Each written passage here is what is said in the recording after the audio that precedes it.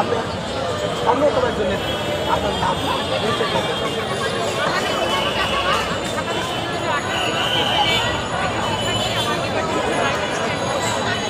আমরা দেখেছি আপনি মিডিয়া থেকে শুরু করে অর্থাৎ আন্দোলনে একটি অগ্রাধিকার ভূমিকা রেখেছেন, পুলিশ নির্যাতন থেকে শুরু করে অর্থাৎ মিডিয়া আপনি টকশোতে যাইতেন, মানে সে অভিজ্ঞতা আপনার 19 তারিখের পর থেকে 5 তারিখের আগে যে অভিজ্ঞতা দেন বর্ণনা করেন। 19 তারিখ থেকে ধরেন যখন ক্যাম্পাস বন্ধ হয়ে যায়, আমাদের অভিজ্ঞতাটা শুরু হয় আমরা 17 তারিখ থেকে, যেদিন ক্যাম্পাস বন্ধ হয়ে যায় আর আমরা ইউনিভার্সিটি থেকে চলে যেতে বাধ্য হই।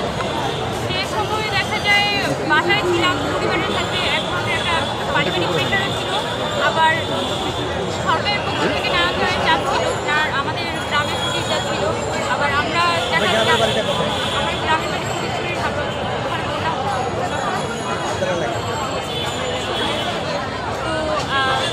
ওই সময়ের মানে অভিজ্ঞতা আমার সব মনেও করতেছে না। ওই সময় যেটা ছিল আমরা বারবার নানান ধরনের স্টেটমেন্ট দেওয়ার চেষ্টা করতাম সাংবাদিকদের কাছে, যাতে কোনোভাবে সরকার যে ভুয়া তথ্যগুলো ছড়াচ্ছে সেটার এগেন্সে যাতে আমাদের স্টেটমেন্ট পত্রিকাগুলোতে ছাপায়।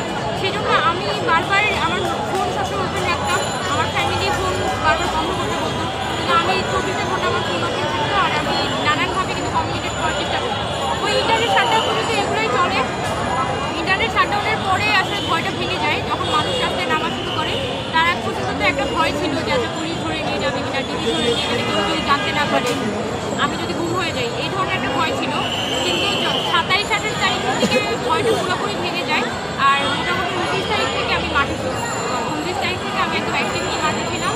তখন কোনো মাস্ক করতাম না, কোনো ধরনের আইডেন্টিটি হাইড করার চেষ্টা করতাম না, আমি ওপেনলি ঘুরে বেড়াইছি আর আল্লাহর হাতে ছেড়ে দিয়েছি।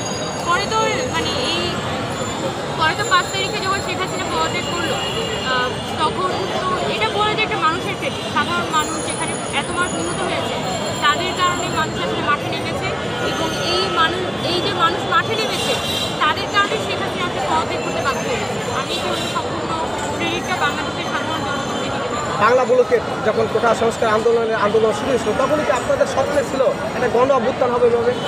না, তখন তো আমরা থাকতাম যে কোটা সংস্কারের আমাদের যে কোটা সংস্কারের দাবিটা, সেটা আমাদের প্রধান ওই সময়কার দাবি ছিল। এক দফা দাবি আমরা দিই যে সংসদে আইন পাস করতে হবে, যত ধরনের অযৌক্তিক কোটা আছে সেগুলোকে বাদ দিয়ে শুধুমাত্র অনগ্রসরের জন্য কোটা রেখে আইন পাস করতে হবে, ওইটা আমাদের ওই সময়কার দাবি ছিল। এখন আমাদের সর্বোচ্চ ফোকাস কিন্তু আমরা ওই দাবিটার পক্ষেই দিই।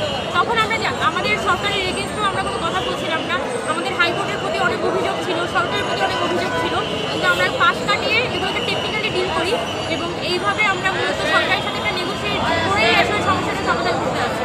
কিন্তু সরকার আমাদের কথাটা শুনে নাই। প্রধানমন্ত্রী শেখ হাসিনা 14 জুলাই যে ন্যাক্কারজনক কথা আমাদেরকে রাজাকার নাতিপতি বলে আমাদের আন্দোলনটাকে যে অপমান করে, এটাই আসলে আমাদের আন্দোলনের মোড়টা ঘুরিয়ে দেয়। এটা ছাড়া আমরা জানি না, এটা পুরোপুরি হচ্ছে সরকার এবং আওয়ামী লীগের দোষ।